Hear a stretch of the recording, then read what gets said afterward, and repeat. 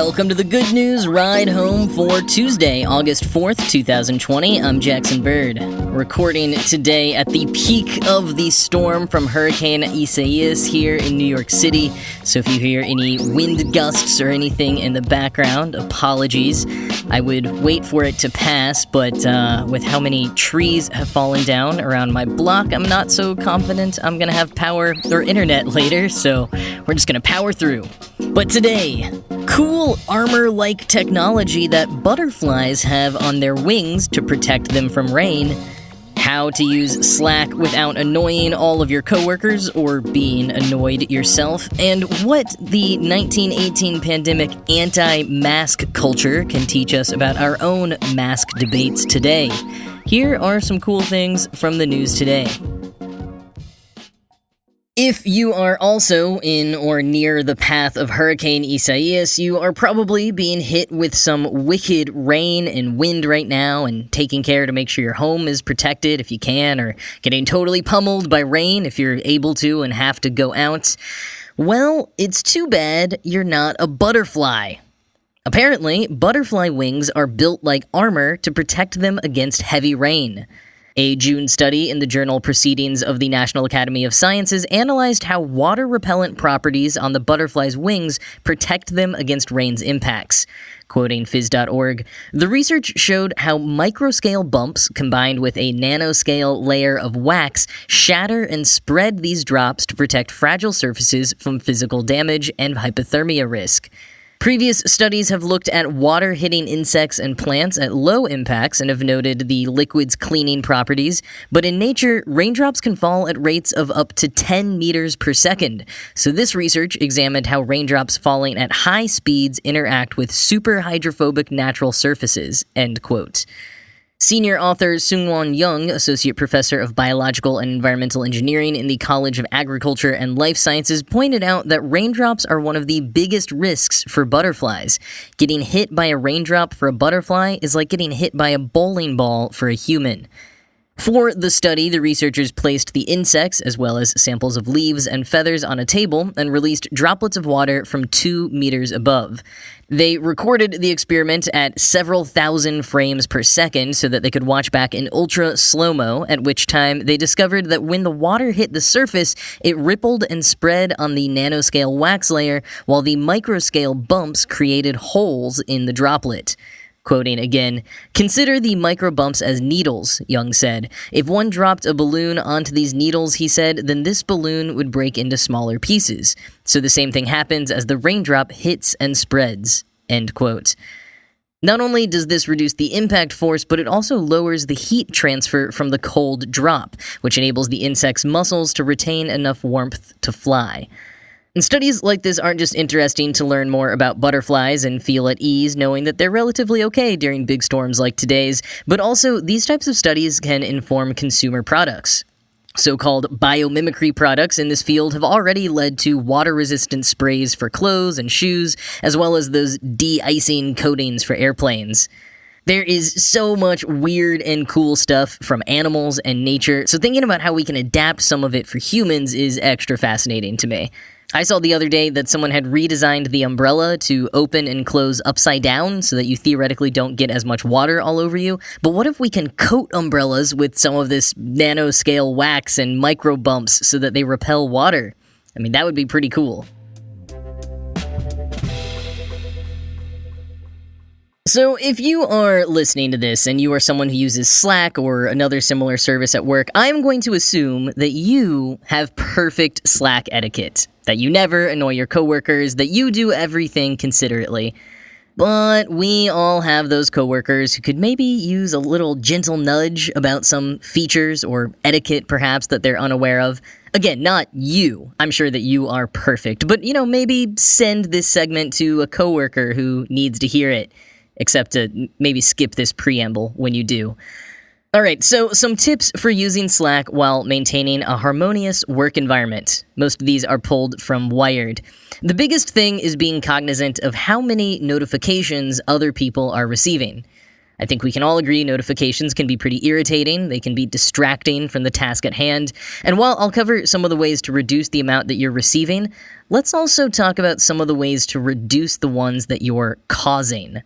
If you and one or two other coworkers are going off on a discussion or brainstorm that's not relevant or being participated in by everyone who's in the channel, take it to a thread.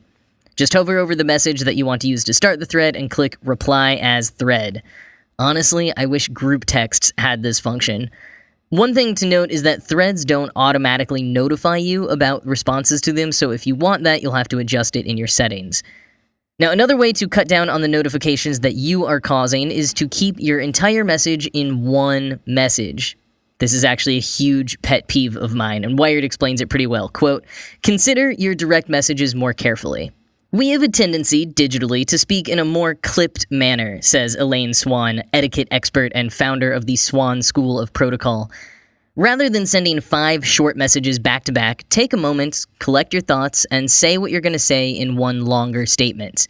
It's easy to type as you think, but your recipient's phone is going to start dinging off the hook, which is really distracting. Try to treat those initial DMs a bit more like you would an email.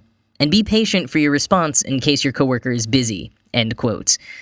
If you're both actively in a conversation in the moment, maybe shorter messages that hit more on the rhythm of naturally speaking works, but definitely not if the person you're messaging isn't even online.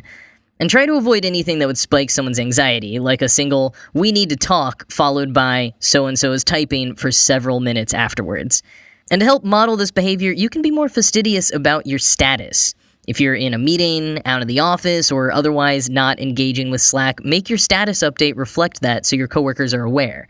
And on that note, especially if you're part of a larger company and maybe one that has only recently switched to remote work, it's helpful to company culture if you can fill out your profile with as much information as you feel comfortable.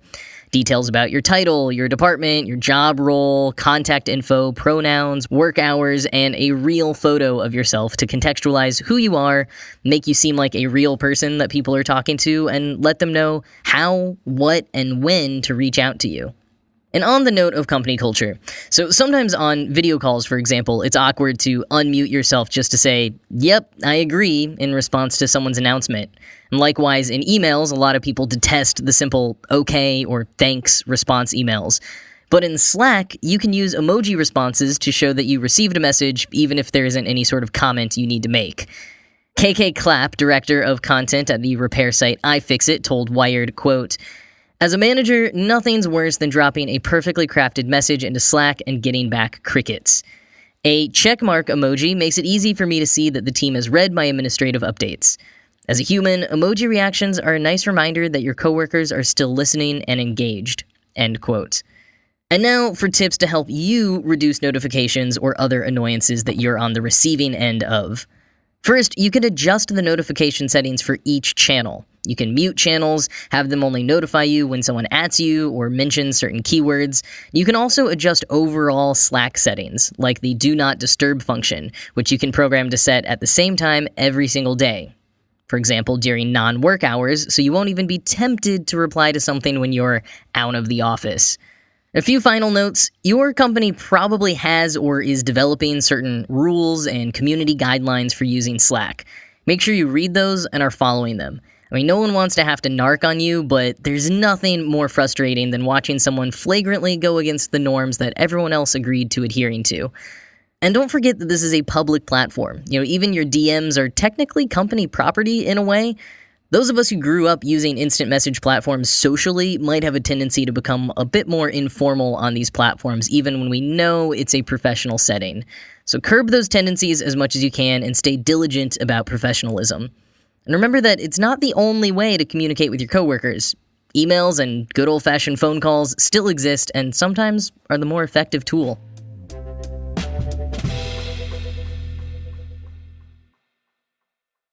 The mask debate in America is waging on and spreading to other parts of the world as well, and listen, this is the good news ride home, and while that's a loose definition at the best of times, I still don't want to get into the mask controversies explicitly.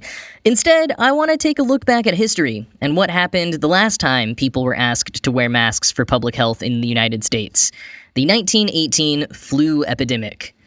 I don't know if this will make you hopeful or more cynical to know that we've been here before, but it's at least pretty interesting. I mean, this quote from the New York Times is almost uncanny. Quote, in 1918 and 1919, as bars, saloons, restaurants, theaters, and schools were closed, masks became a scapegoat, a symbol of government overreach, inspiring protests, petitions, and defiant barefaced gatherings, all the while thousands of Americans were dying in a deadly pandemic. End quote. The first U.S. infections were identified in March 1918, and by the fall, 7 U.S. cities had enacted mandatory mask laws. In San Francisco, the first U.S. hotspot, face coverings had to be at least 4 layers thick. Dr. Howard Markle, a historian of epidemics and the author of the book Quarantine, with an exclamation point, notes that opposition to masks wasn't super common, at least not at first. But it did exist, and it grew the longer the pandemic wore on. By 1919, when the pandemic was heading into its second year, people even formed an AntiMask League. Now, anti-maskers may not have been super common at first, but they were vocal, at least in the archival materials that we have. They accused masks of being uncomfortable, infringing on their freedom, and just plain looking weird. They called them muzzles, said they looked like pig snouts, or, quote, 9 ordinary slabs of ravioli arranged in a square. People put them on their dogs to mock the mandates, and some even cut holes in the mask to smoke through. One journalist, Alma Whitaker, writing in the LA Times the same month that the flu killed 195,000 Americans, made fun of the masks at length. And beyond that article, she refused to wear one herself and was then, quote, forcibly taken to the Red Cross as a slacker and ordered to make one and put it on, end quote. It's not clear how many other people got frog-marched to the Red Cross to make and don their own mask, but there were other set penalties, which ranged from $5 to $10 or 10 days imprisonment. But that didn't quite pan out because so many people were arrested. Quoting the New York Times, on November 9th, 1,000 people were arrested, the San Francisco Chronicle reported. City prisons swelled to standing room only. Police shifts and court sessions were added to help manage.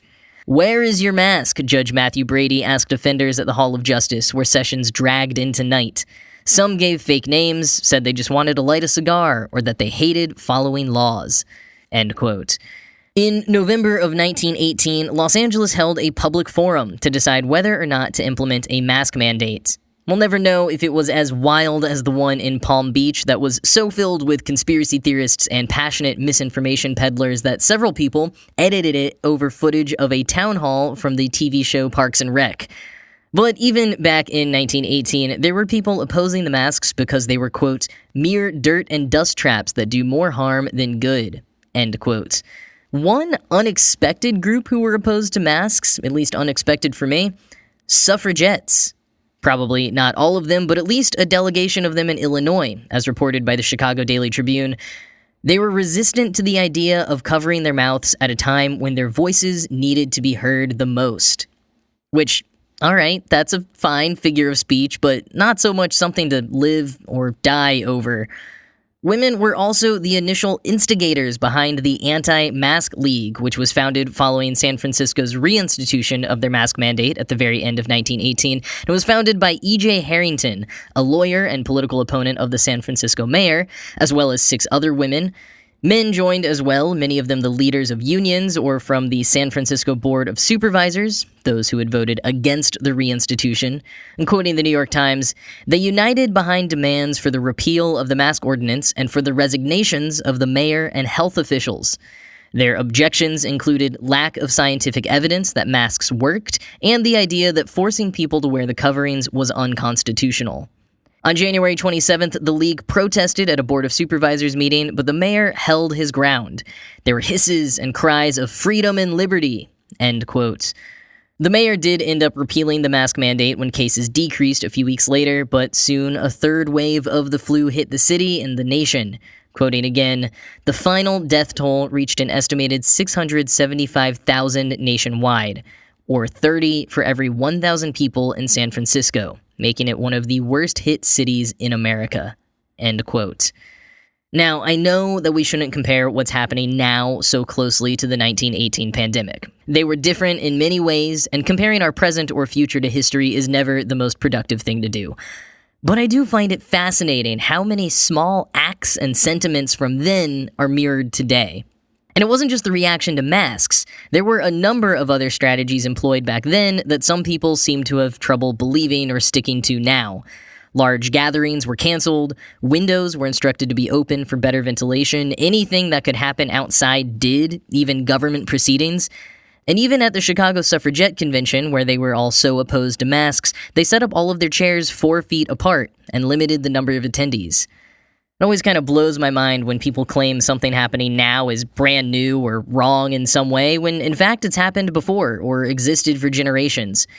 And I don't know if knowing that would change anyone's opinion right now, because, as we heard, people opposed masks back then too. But for me at least, it helps remind me that the world is bigger than just this moment we're living through. It helps to feel a kinship with our ancestors, to learn what their struggles were and what their triumphs were, to think that we too can get through this.